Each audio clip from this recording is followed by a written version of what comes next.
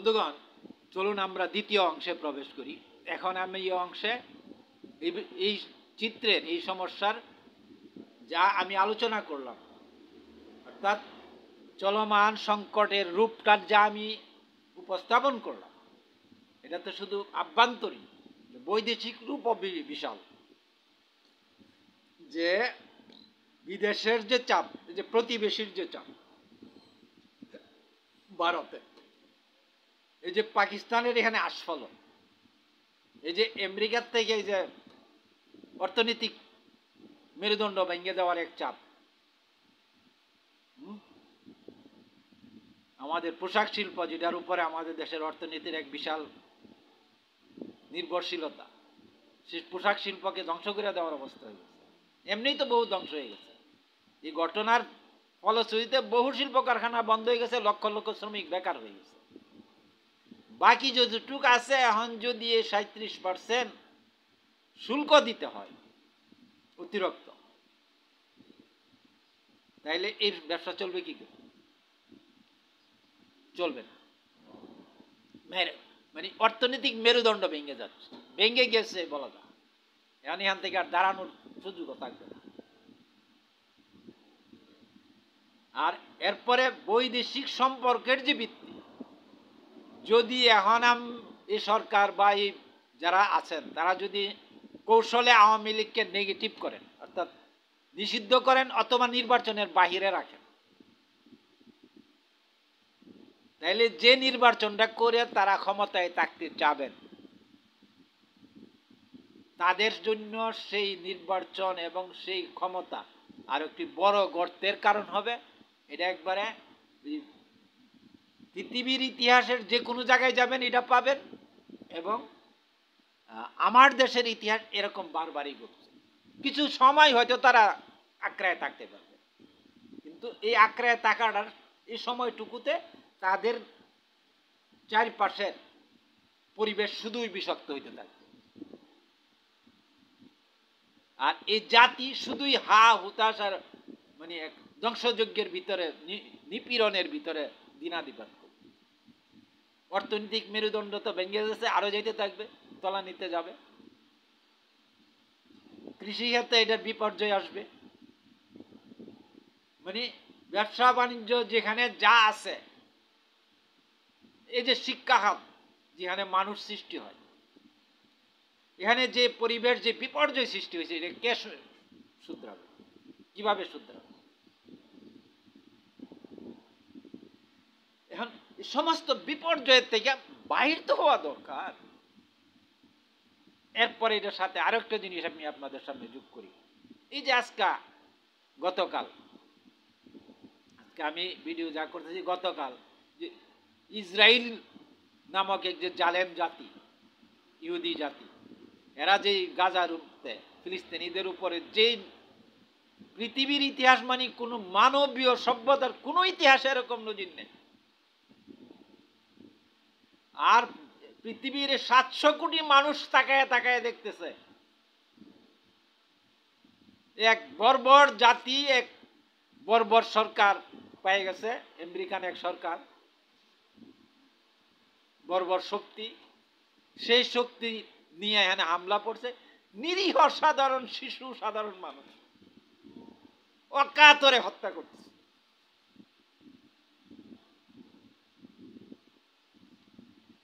আর এই হত্যার প্রতিবাদ আমরা কিছুই করতে পারতেছি না মোকাবেলায়। আমাদের হৃদয়ে রক্তক্ষরণ হয়, কিন্তু আমরা কিছু করতে পারি। এই যে আমাদের ধন্যতা, অপারগতা, এর থেকে আমরা কিভাবে বাইরে হব? এই যে মুসলিম শাসক বলতে যারা বসে আছে পৃথিবীর এই যে আরবে বিভিন্ন দেশে, ওরা যে কি নোংরামিতে, কি মানসিকতায়, কি অবস্থানের মধ্যে আছে, এগুলি যদি আমি ব্যাখ্যা করি তাহলে লাভ হবে কি? শুধু কথা এবং সময় ব্যয় হবে। এদের সাথে এই ইসলাম, মুহাম্মদ ইসলামের জীবনের কি কোনো আসলে মৌলিক কোনো সম্পর্ক আছে? অথচ সে দেশের 99% মানুষ, 95% মানুষ মুসলমান। দাবি সবাই আমরা মুহাম্মদ ইসলামের প্রেমিক ভক্ত, আমরা মুসলমান। কিন্তু আমাদের এই এক অংশ সেখানে গাজায় জ্বলে পড়ে যাচ্ছে।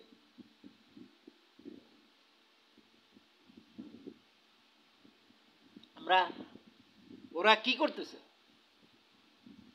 কিছুই করতে পারতেছে না, কিছু করতেছে না, কিছু করার সামর্থ্য নেই। আর এরা নিজেদের এই সমস্ত শাসক গোষ্ঠী নিজেদের শাসন ক্ষমতাকে ধারণ করে রাখার জন্য সমস্ত কিছু, সমস্ত ন্যায় নীতি, চিন্তা চেতনা, মানবতা বোধ সব জেনে ধ্বংস হয়ে গেছে এদের ভিতরে। এদের অর্থবিত্ত থাকলেও এদের কোনো ভিতরে কোনো শ্বাস নাই, বুঝিরাকে বলা শ্বাস শূন্য। আর এরা, এদের যে জনগণ, সে জনগণকে নিয়ন্ত্রণ করার জন্য স্টিম রোলার ব্যবস্থা করে রাখছে, সরকারি নিয়ন্ত্রণ ব্যবস্থা। আর সেটাকে সাহায্য করার জন্য সেই জালেম শক্তি, যে ফেরাউনি শক্তি, ফেরাউনি শক্তির নতুন সংস্করণ, এই যে দাজ্জালি শক্তি, আমি এদেরকে দাজ্জাল বলে চিহ্নিত করেছি। এই যে আমেরিকান বলয়ের, এই যে আমেরিকান সাহায্যে এখন গাজাতে যা হচ্ছে, ফিলিস্তিনে যা হচ্ছে, এটা হলো দাজ্জালিয়াতের বিকাশ, দাজ্জালিয়াতের প্রকাশ, দাজ্জালিয়াতের কর্মকাণ্ড চলছে, সমস্ত পৃথিবীতে চলছে। এই যে ইয়েমেনে আসা, কোথায় থেকে 7 সমুদ্র 13 নদী পার হয়ে এখানে আসা, ইয়েমেনে আসে তারা এভাবে আক্রমণ করতেছে।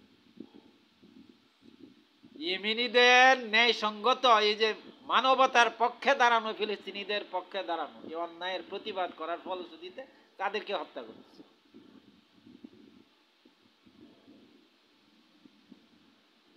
এই যে চিত্র, আমি আমার দেশের চিত্রটা আগে বলছি, বাকি এই চিত্রটাকে সাথে যোগ করলাম। আমি কি, আমরা কি এই সংকট, এই পৃথিবীব্যাপী মানব জীবনের, মানব সভ্যতার যে সংকট, এর থেকে কি আমাদের মুক্তির প্রয়োজন না? যদি আমি প্রশ্ন করি সবাই বলবেন হ্যাঁ।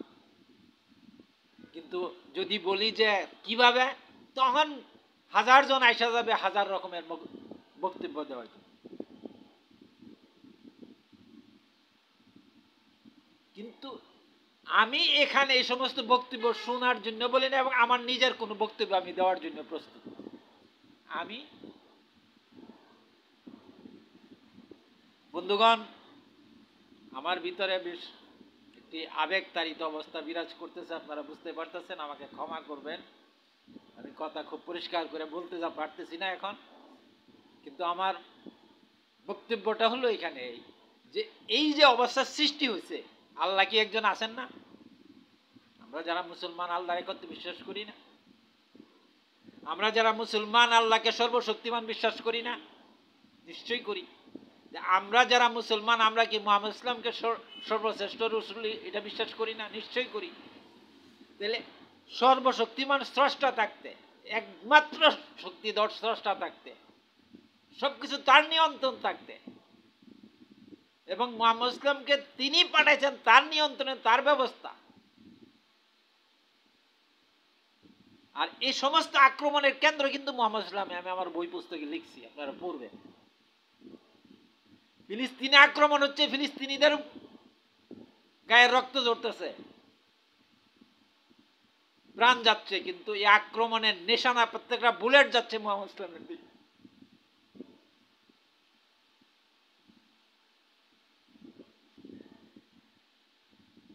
এদের প্রত্যেকটা বুলেটের লক্ষ্যস্থল হলো মুহাম্মদ মুস্তাফা। এটা আপনারা বুঝেন না, এই কথা তো না। আমি আমার বই লিখছি। প্রশ্নটা হলো, এখন এই যে সংকট, এত গভীরতম গভীর সংকট, আমার দেশের প্রেক্ষাপট বলল, যে আন্তর্জাতিক প্রেক্ষাপট, বিশেষ করে ফিলিস্তিনের প্রেক্ষাপট, মুসলিম বিশ্বের প্রেক্ষাপট, এগুলি কি আল্লাহ তাআলার পরিকল্পনার বাহিরে সৃষ্টি হয়ে গেছে? অন্য কি অনুস্রষ্টা আছে এগুলি সৃষ্টি করছে? সবাই বলবেন না, অন্য কেউ তো নাই। অন্য কেউ নাই, তাহলে এটা হচ্ছে কি করে? আল্লাহ কি সর্বশক্তিমান না? সবাই বলবেন না, তা তো হতেই পারে না, আল্লাহ তো সর্বশক্তিমান। এই কথা বিশ্বাস না করলে তার আমার কোনো ভিত্তি থাকে না। আমি যে মুসলমান, আমি যদি এই কথা বিশ্বাস না করি যে আল্লাহ তাআলা এক এবং সর্বশক্তিমান, তাহলে তো আমি আর থাকি না। তাইলে হচ্ছেটা কি? এখন শুনেন, আমি এখন যে যে অংশটুকু বলবো এটা যদি আপনার মাথায় ঢুকে, তাহলে আপনি জ্ঞানের একটা নতুন দরজা পাবেন। আর যদি না ঢুকে, তাহলে আল্লাহর কাছে আশ্রয় চাবেন, সাহায্য চাবেন এই বিষয়ে বোঝার জন্য। এই সমস্ত সংকটের কেন্দ্রবিন্দুতে একটা মহাপ্রোগ্রাম কাজ করতেছে। আর এই প্রোগ্রামার যিনি, তিনি আল্লাহ। আর এই প্রোগ্রামিং এর সমস্ত তথ্য যার ভান্ডার, যার কাছে দেওয়া ছিল, তিনি মুহাম্মদ ইসলাম। আর মুহাম্মদ ইসলাম সেই 1400 বছর পূর্বে সব কথা বলে গেছেন যে এই হবে, এরকম এলাকাতে হবে, এই সময় হবে, এরকম জুলুম হবে, এরকম হাজারো লাখো বর্ণনা আপনারা জানেন। আমি সেগুলিতে যাওয়ার মতো সময় নেই, আমি তো একটা ভিডিও করতেছি। এই সমস্ত কিছু জানা, তাহলে প্রোগ্রামিং আছে, প্রোগ্রাম মোতাবেক ঘটনা ঘটতেছে, এটা তো প্রমাণিত সত্য, বাস্তব সত্য। আর এই ঘটনার প্রোগ্রামার যিনি, তিনিই ঘটাচ্ছেন, তা নাইলে তার ঘটার কোনো জায়গা নাই। এখন প্রশ্ন এখানে যে কেন ঘটাচ্ছে, কেন ঘটতেছে, দাজ্জালিয়াত কেন প্রকাশিত হইতে হবে, এই ফিলিস্তিনিদেরকে কেন এইভাবে প্রাণ দিতে হবে, আমার দেশে কেন এরকম পক্ষ বিপক্ষ, দুই পক্ষ তিন পক্ষ হইয়া আমরা নিজের মধ্যে এরকম ধ্বংসযোগ্য, হত্যাযোগ্য মারামারি করব।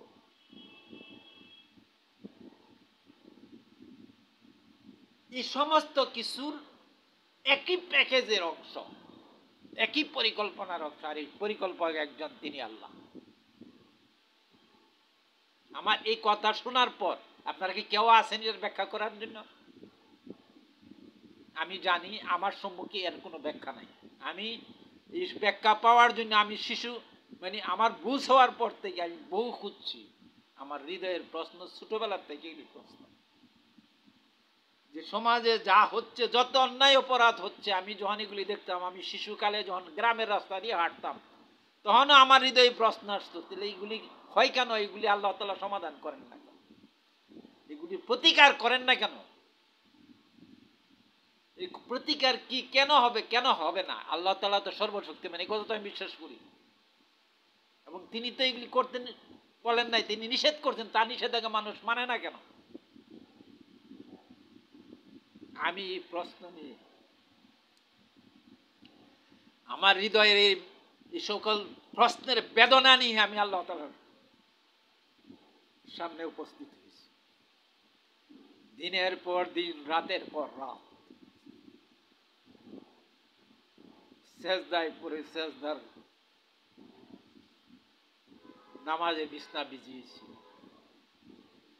1-2 দিন না, আমার যুবক কাল থেকে, আমার কিশোর জীবন থেকে যুবক বয়সে আমি এই বিষয়ে সবচেয়ে বেশি কান্না রাখি।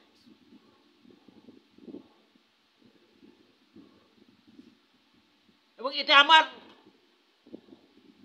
বিশেষত্ব, আমার কোনো বিশেষত্ব না, এটা আমার স্রষ্টা যিনি, যিনি বললাম যে সমস্ত কিছু একটা প্রোগ্রামের অধীন, এই প্রোগ্রামের মধ্যে আমিও, আমার মধ্যে এই প্রশ্ন, আমার মধ্যে বেদনা।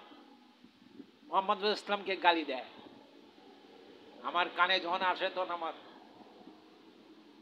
হৃদয় ভিতরে চৌচির হয়ে যা, আমি তো কিছু করতে পারি।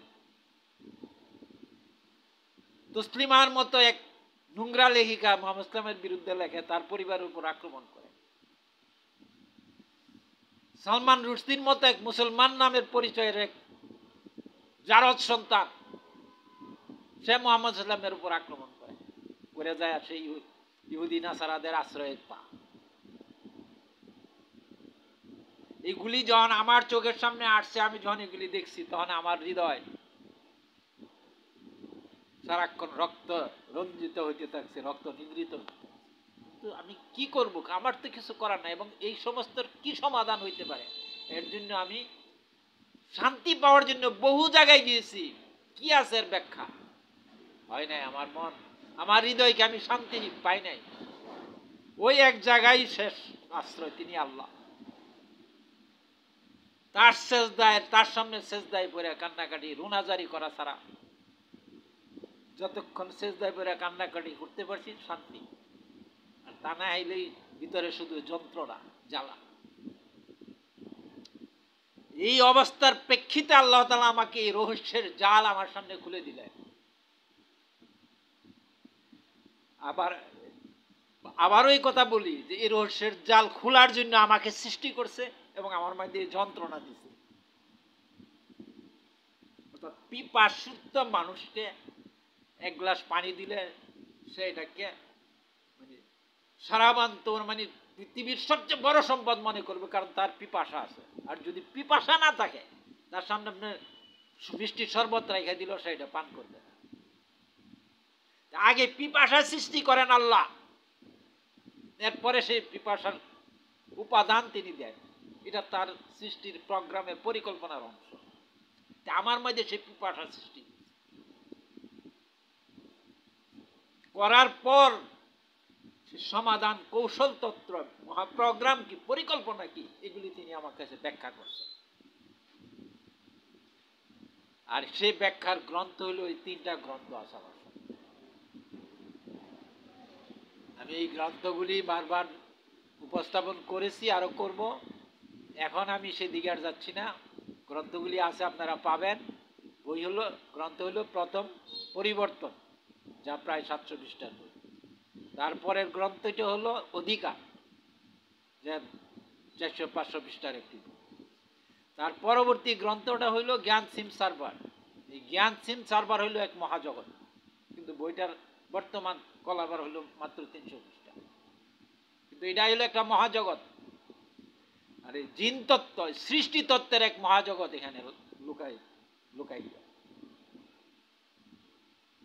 বন্ধুগণ, আমি খুব বেশি বইলে ফেলতেছি এরকম কেউ হয়তো মনে করতে পারেন, কিন্তু আমার বাস্তবতা, আমার জীবন, আমার সত্য আমাকে প্রকাশ করতে পারে, আমার জন্য না।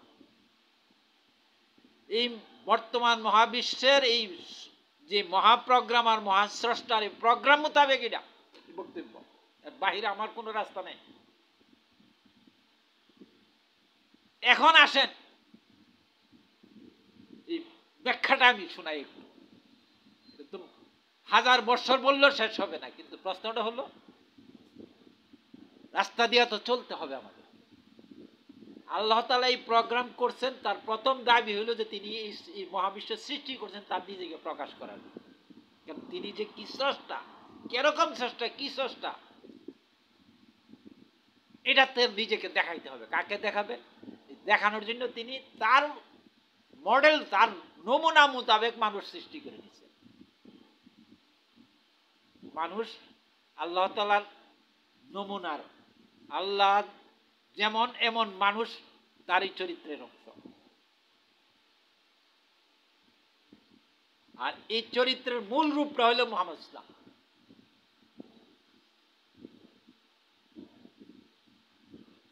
তিনি পূর্ণাঙ্গ মানুষ, আর কেউ পূর্ণাঙ্গ না। এখন বলেন, এই যে সৃষ্টি করলেন, তিনি নিজেকে প্রকাশ করবেন, প্রকাশটা কিভাবে করবেন? আপনি একটা লাইট জ্বালাবেন, ওখানে শুধু ফেজ লাইন দিয়া দেন, যেটা দিয়ে ইলেকট্রন প্রবাহিত হবে। কোনোদিন লাইট জ্বলবে? জ্বলবে না। এই যে আমি কম্পিউটার চালাচ্ছি, কম্পিউটারের পর্দাতে যে ধারণ করে রাখছি, যা দেখাচ্ছি, এটা যদি আমি আপনার কম্পিউটারের এই পর্দাতে যদি আমি আপনাদেরকে দেখাই, আরো বহু কিছু দেখাইতে পারবো। কিন্তু প্রশ্নটা হইল, এইগুলি কি আমি, আপনি বা কেউ ইচ্ছা করলে তৈরি করতে পারবো? এর জন্য ডিভাইসগুলি লাগবে, কম্পিউটার লাগছে। কম্পিউটার ভিতরে কি কি আছে, হার্ডওয়্যার অংশ কি আছে, এরপরে সফটওয়্যার আছে, এগুলি লাগছে না? এরপরে এই জিনিস একটা তৈরি হয়েছে, আমি তৈরি করতে পারছি, আপনি তৈরি করতে পারছেন, আরো অনেকে তৈরি করবে। হ্যাঁ, এখন প্রশ্ন এটাই, এই যে দেখেন আমি এনে লিখছি, হে মানুষ, তোমাদের জন্য মহাকাশের দরজা উন্মুক্ত, চলো জান্নাতি দীর্ঘ জীবনের পথে নতুন নতুন গ্রহে বসতি স্থাপনের লক্ষ্যে। আমি এই কথাটুকু যা এই ছোট্ট কয়েকটা শব্দের মধ্যে লিখলাম, এটার অর্থ কি বুঝেন? এটার লক্ষ্য উদ্দেশ্য কি বুঝেন? মহাবিশাল বিষয়। হেলো মানুষ, তোমাদের জন্য মহাকাশের দরজা উন্মুক্ত। আমি কিন্তু এটা ঘোষণা আমার না, আল্লাহ স্বয়ং ঘোষণা করছে তার কোরআনে। আর মোহাম্মদ ইসলামের কে সম্বোধন করে বলা হয়েছে যে মোহাম্মদ ইসলামের জন্য মহাবিশ্ব পুরোটা নামাজের স্থান করা হয়েছে। এটা আপনারা জানেন কি জানেন না? কে সবাই জানেন তা হয়তো না, কিন্তু মহাবিশ্ব পুরাটা মোহাম্মদ ইসলামের জন্য, এবং সেখানে নামাজ পড়বেন তিনি। এর অর্থ কি?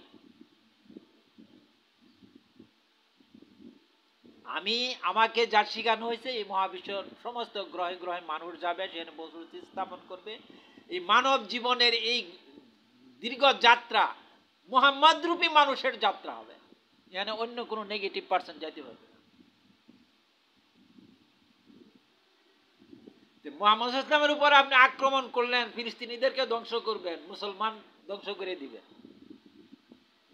কিন্তু মহাকাশের যে মহাবিশাল জগৎ, সেখানে তো আপনার জন্য সমস্ত দরজা বন্ধ হয়ে যাবে। আপনি আক্রমণকারী কি পাবে? এই দাজ্জাল ফেরাউনরা কি পাবে? এর ফিলিস্তিনিরা যা জান্নাতে যাবে। এই বোমার নিচে ছিন্ন ভিন্ন হওয়া দেহগুলি আল্লাহ তাআলার আশ্রয়ের সুশীতল ছায়ার নিচে থাকে। এখন এই যে প্রক্রিয়াটা, এই যে ঘটনাটা, এটা ঘটনাটা কিভাবে ঘটলো? এই প্রোগ্রাম তো করা, কিন্তু আমার বক্তব্য না, মোহাম্মদ ইসলামের বক্তব্য, আল্লাহর কোরআনের বক্তব্য। তাহলে এটা সংগঠিত হওয়ার জন্য প্রোগ্রাম আছে না? সেই প্রোগ্রামটা এটা সংগঠিত হচ্ছে পৃথিবীতে। এই প্রোগ্রামের অংশ এখন বাংলাদেশে চলতেছে, এই প্রোগ্রামের অংশ পৃথিবী জুড়ে চলতেছে, সব সময়তেই চলছে। আর এটা এখন চরম পর্যায়ে আসছে, এখন মানে ক্ষুধার্ত মানুষকে পিপাসার্ত ক্ষুধার্ত বানিয়ে দিতেছে। আগুনের কুণ্ডলি আকাশ থেকে জেনে পড়ে আসতেছে, মানুষ তারা সৃষ্টি। কি বুঝছেন? আজকে যারা আমাদেরকে ছাতা ধরে রাখছে আমাদের মাথার উপর, ওদের কর্মকাণ্ডগুলি যদি পজিটিভ হতো, তাইলে আর আমার এই কথা বলার কোনো দরকার হইতো? বা আমি এই জন্য পারিবারিক ব্যবস্থা উপস্থাপন করতেছি, নির্বাচিত নির্দলীয় পারিবারিক সরকার কাঠামো তৈরি করে এই সমস্ত সমস্যার সমাধান করতে হবে, যা আমি বলে আসছি আমার পূর্ব বক্তব্য। এই কথা কি আমার কোনো বাজার, কোনো মানে কোনো গ্রহণযোগ্যতা পাইতো? এই যে ওনারা নেগেটিভ করলেন, হাসিনা বা এই সরকার বা 53 বছর যাবৎ যারা যা করতেছেন, সামাজিক শান্তির জন্য কোথাও কোথাও পজিটিভ কিছু কাজ হচ্ছে না, 80%ই পজিটিভ কাজ হয়, কিন্তু নেগেটিভ যেটুকু হয় এটার বৃদ্ধি করতে করতে এখন জাহান্নামের এক আগ্নেয়গিরিতে যেন আমরা বসবাস করতেছি। নিরাপত্তাহীনতার বহুমুখী সমস্যা, আর এই সমস্যার এই জলাগ্রহের মধ্যে বসে যখন আমরা জীবনযাপন করছি, তখন আমাকে আল্লাহ তাআলা এই শরবত পেয়ালাটা আমার হাতে দিয়া, ঠান্ডা পানির গ্লাসটা দিয়া যদি জাতির সামনে উপস্থাপন করে যে এই ল তোমাদের জন্য, এনে তোমরা যে যন্ত্রণা ভোগ করতেছো, এই যে ল তোমাদের জন্য শরবতের সারাবান তহুরা, মানে শান্তির শরবত খাও। আর এই শান্তির শরবতটা হলো পারিবারিক ব্যবস্থা। শান্তির শরবতের শান্তির দরজাটা হলো পারিবারিক নির্বাচন, পাড়া মহল্লা প্রত্যেকটা মসজিদ কেন্দ্রিক পারিবারিক নির্বাচন, আর নির্বাচনের মাধ্যমে পাড়া মহল্লাতে মসজিদ কেন্দ্রিক একটা ব্যবস্থাপনা কাঠামো, আর সেই ব্যবস্থাপনা কাঠামোর ফলশ্রুতিতে আপনি চলে যাবেন জান্নাতের দরজা দিয়ে মহাকাশের বিচরণ করার জন্য। এই যে এখানে এই যে পাড়া মহল্লা মসজিদ, হ্যাঁ, এই মসজিদ, এই যে পাড়া মহল্লার এই যে ব্যবস্থাপনা কাঠামো, এখান থেকে এই পাড়া মহল্লার এই ব্যবস্থাপনা কাঠামোর থেকে আমি অগ্রগামী হয়ে কোথায় যাব? এই যে দেখেন এখানে লেখা আছে, এখান থেকে পাড়া মহল্লাগুলি সৃষ্টি করে, এই যে আমি পাড়া মহল্লাগুলি সৃষ্টি করে ওখান থেকে প্রতিনিধি নিয়ে এখানে চলে আসছি। প্রত্যেকটা এই যে পাড়া মহল্লা, এখান থেকে যারা নির্বাচিত হয়ে আসবেন, নির্বাচন তত্ত্বের ব্যাপারে, নির্বাচন কি হবে, কেমন হবে, কিভাবে হবে, সেগুলি আমি আগে বলে আসছি। ওইটা আলাদা ভিডিও আছে, সেগুলি শুনতে হবে আপনাদের। তো ওই এখানে আইসা আমি স্থানীয় সরকার, স্থানীয় পারিবারিক পরিষদ, এবং এই স্থানীয় পারিবারিক পরিষদের মধ্যে একটা নির্বাচন করে এখান থেকে একজন এমপি নির্বাচিত হবে। এইগুলি কিভাবে হবে আমি আগে বলে আসছি, এখানে আর আমি সেটা ব্যাখ্যা করতে পারছি না। এই নির্বাচনের মধ্যে এখানে জাতীয় সংসদ, জাতীয় পরিবার, জাতীয় সংসদ হবে। জাতীয় সংসদের ভিতরে নির্বাচনের মাধ্যমে 7 জনের একটা পরিচালনা পরিষদের প্রেসিডেন্সিয়াল বডি হবে। এরপরে নির্বাচনের মাধ্যমেই মন্ত্রী পরিষদ হবে। কোনো ব্যক্তি একজন পছন্দ করলেন, এরা ডাইখাই না মন্ত্রী বানায় দেন, যেটা প্রধানমন্ত্রী করে, এগুলি চলবে না। এগুলি সংকটের সমাধান আমি এনে দিচ্ছি। এখন এই যে ব্যবস্থাপনা, এই ব্যবস্থাপনাটার চিত্রটা কিভাবে কাজ করবে, এই কাজের মাধ্যমে কি অর্জিত, বর্তমান যে আমরা যে সংকটের মধ্যে আছি, এই সংকট থেকে আমরা কিভাবে বের হব, এবং আমরা এই সংকট থেকে শুধু বাইর হব না, আমরা বাইর হওয়ার সাথে সাথে বাইর হয়ে যাবে মানব জাতির জন্য একটা নতুন রাস্তা তৈরি।